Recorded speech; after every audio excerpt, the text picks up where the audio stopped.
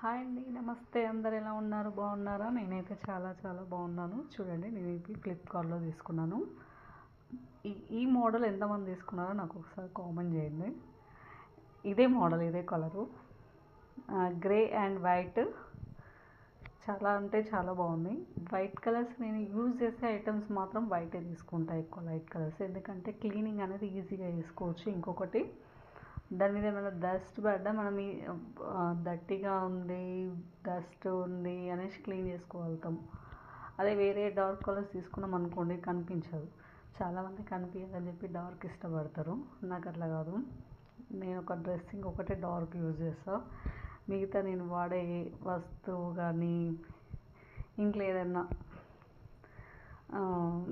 Tiles అట్లాంటివి అయినా నాకు వైట్ కలరే ఉండాలి. ఎందుకంటే దాని మీద ఏదైనా మరక పడ్డ కనిపిస్తుంది, వెంబటే